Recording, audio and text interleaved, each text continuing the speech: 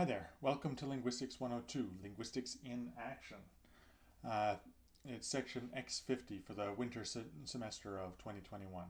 I'm Tim Mills, I'm your instructor for the next 4 months, and I'm making this video to introduce myself to you and let you know roughly how the course is going to run. Okay, so first a bit about me. I've studied linguistics for 25 years now. I got my undergraduate degree in linguistics at the University of Calgary. After that, I studied in Scotland, did some research and teaching in Boston, and then I came back to Edmonton, where I've been teaching linguistics at the U of A since 2013. I've taught various courses on campus, and I've developed and taught a couple of online linguistics courses even before the pandemic sent everyone online. This is the first time that I'm teaching Linguistics 102 remotely, so there may be some rough edges, but I'll be working through the semester to make sure things go as smoothly as possible. So what about the course? Right. So there are 2 documents, first off, that you should consider your main sources of information about the course. The first is the syllabus.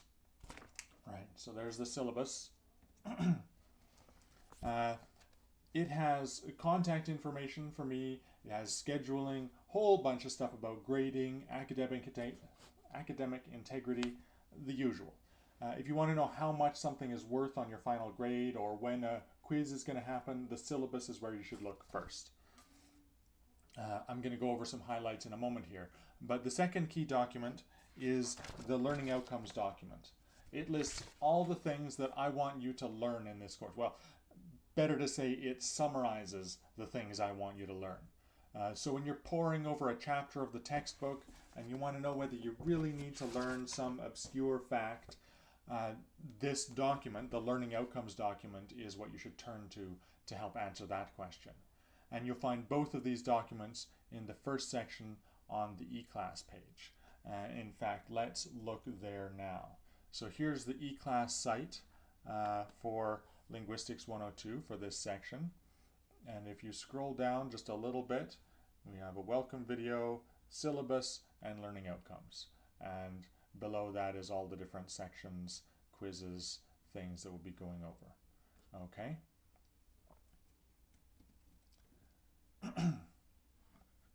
So what is this course going to look like day to day and week to week?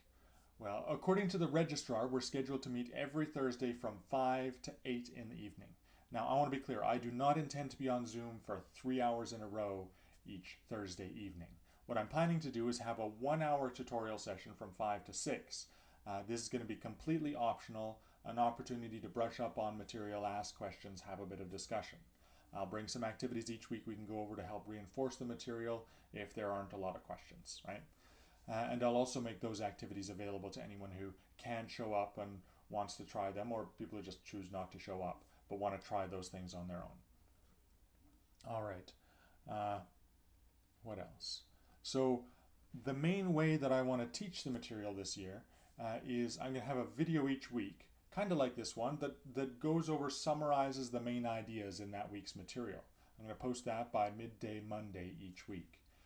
This video is not meant to teach the material, but to introduce it and give some context. And I think that I'm expecting the textbook to be your primary learning source. So there is going to be reading. Each week there's going to be a chapter of the textbook to go over. And I'll also I'll offer some other materials, videos, other web material for you to look at, supplementary to that. And we'll also have a discussion forum on eClass for you to share materials yourselves as you're inclined. If you come across something, hey, I think this is interesting, I think this is relevant, share it, and we can discuss that. So in terms of grading, there are going to be 4 quizzes throughout the term, each covering the material from 2 chapters.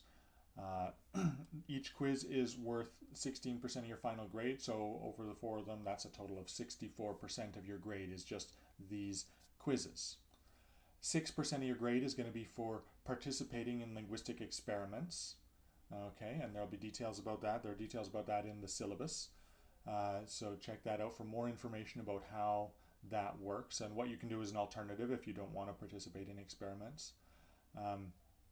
And the rest of your mark, that's 64% and 6%, that covers 70%. The remaining 30% is a final exam, because policy requires every first year class in arts to have a final exam worth at least 30%.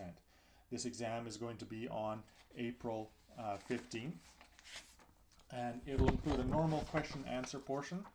Sorry. Yeah. It'll include a normal question answer portion and a written portion. So we'll talk about the written portion a few weeks before the final exam, so you'll have lots of time to prepare for that, and the question answer portion is going to be a lot like the quizzes. Now, I've had experience with online closed book quizzes and exams, and many of you probably have too, and you have my condolences. I've also had experience with open book quizzes. And the way I see it, the pandemic has left us a couple of options as instructors. We can try to shoehorn our old way of assessing student learning into the remote environment, or we can try out some other way to assess learning. I've tried both. For this course, I'm going with the second option. You still have the quizzes, like I said, they're all open book. I've designed them with two specific differences from what I remember as a traditional closed book quiz. First, I'm asking questions that don't just have you regurgitate facts. You need to apply the facts, reason from them, that kind of thing. And so it will absolutely be worth having your textbook and notes handy, but you won't just be copying the answers out. You won't just be looking up a fact and saying, okay, there it is. You're going to have to reason. Okay? And second, I have various measures in place to discourage collaboration. Right? Of course, you all know that unless you're explicitly told otherwise, working together on graded assignments violates the code of student conduct. Right? Your graded material is supposed to demonstrate your work, not anyone else's work. Academic integrity is a very important part of our university's culture, and I'm going to be doing what I can in this course to encourage it. And if this is your first year at university, you may not be totally sure what academic integrity involves. Check out page 6 of the syllabus for information and links. And as always, for anything, and especially this, let me know if you have questions. All right, so I have got 7 minutes into this video, and I haven't even mentioned what it is you're actually going to be learning. So without going into too much detail in this video, this course covers a selection of topics in linguistics beyond the basic structural things you covered in Linguistics 101. In that course, you learned about the basic properties of language, phonetics and phonology, morphology and syntax, semantics.